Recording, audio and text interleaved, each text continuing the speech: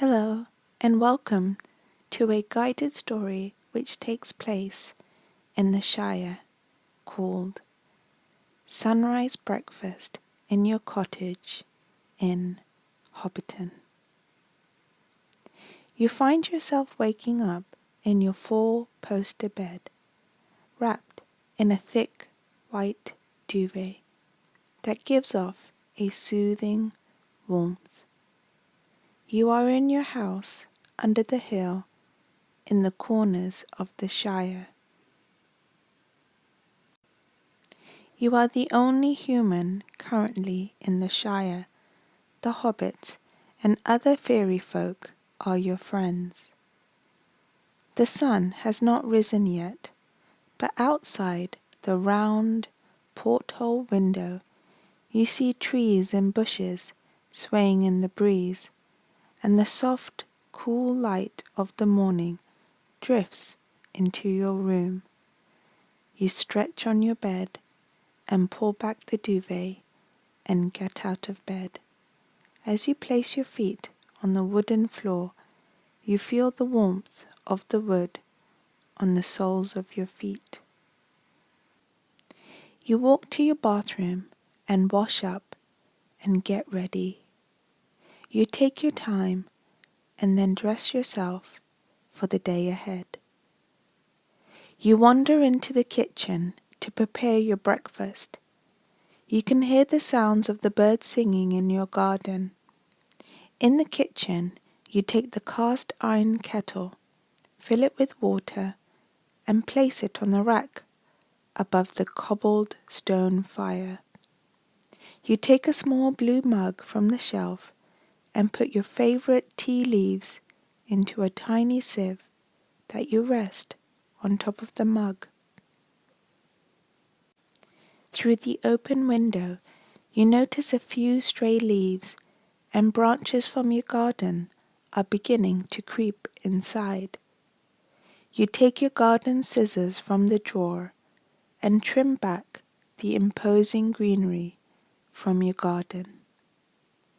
The smell of roses and lavender drifts into the kitchen, coupled with a cool morning breeze.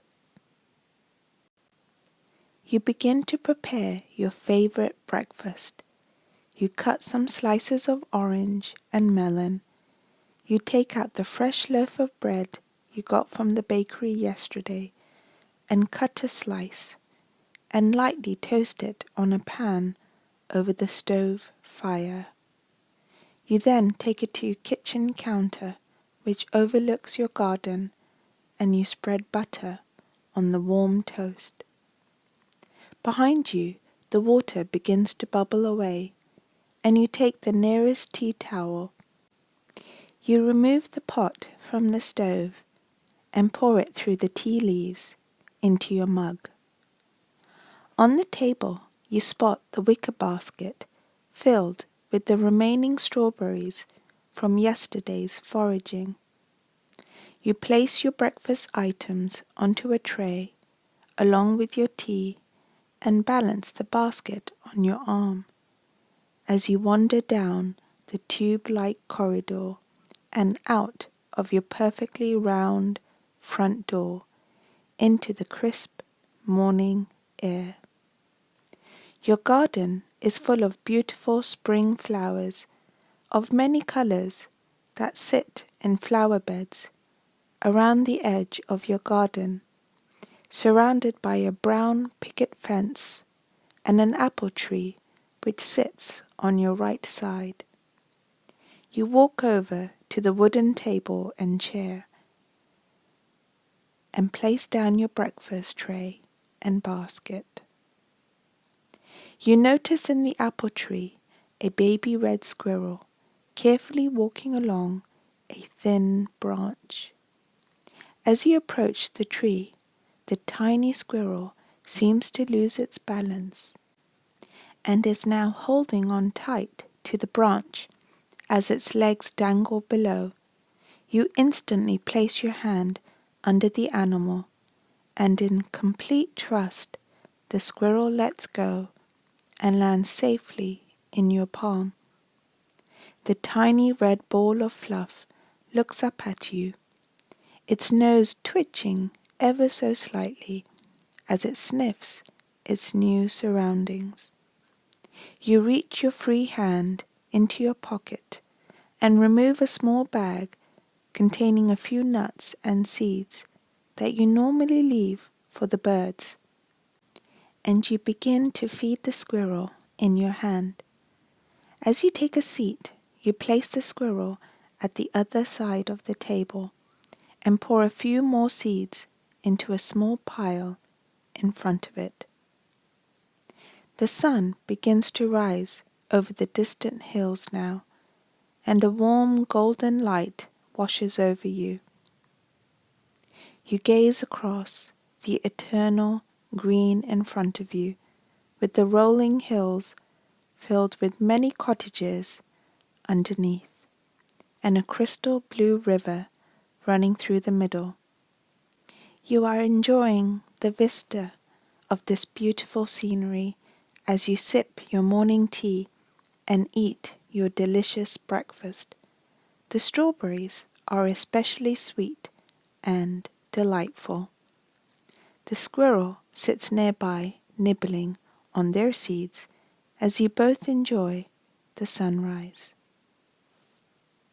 The world is beginning to wake up, and you can see a few halflings ploughing in the fields or planting new vegetables.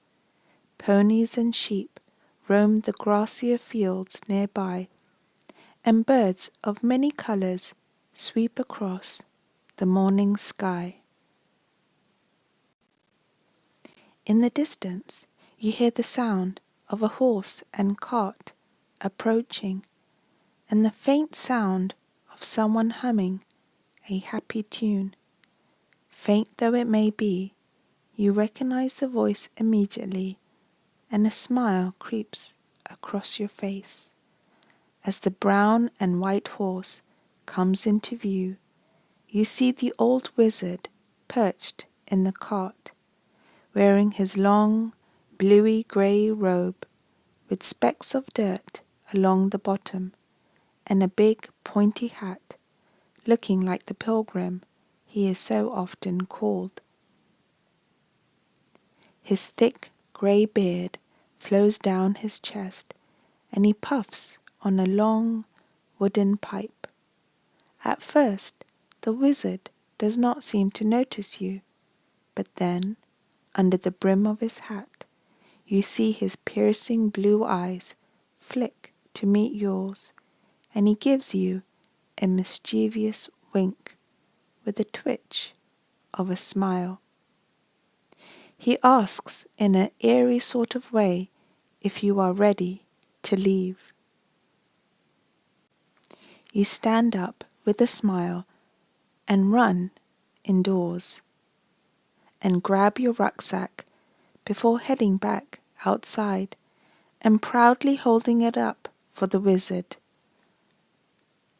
He nods his head in approval and gestures for you to pop it in the cart next to his staff.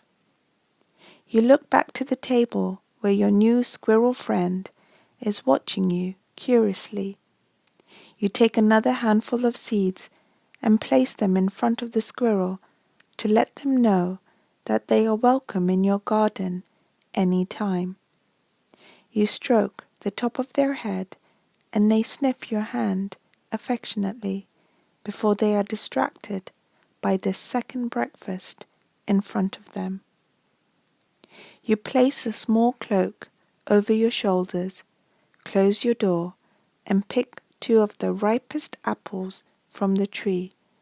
You throw one to the wizard and jump into the cart. His tall but gentle figure looms over you, and you feel safe in his presence. The wizard gives a low whistle to the horse, and you set off down the gravel track road in front of you as you begin your adventure. As you pass by a few halflings, some bid you a wonderful adventure, and some look at the wizard disapprovingly, for it is seen as unnatural for shire dwellers to venture beyond their own borders. But you are no ordinary shire dweller. You are a friend of elves, your fellow humans, dwarfs, halfling, wizards, and the hobbits alike, and you have many adventures coming your way. You cross over the wooden bridge on the borders of your homeland and journey into the wild. The rolling hills of home grow faint on the horizon, and the world is ahead of you.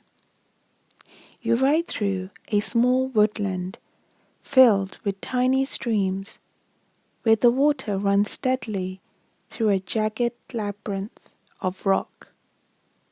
You arrive at a small town fortified by a wooden wall and filled with thatched roofs, old stone work, and smoky chimneys protruding over the top of the wall. It is an old town and used as a place of trade for surrounding villages or a place of rest for many a wandering traveller.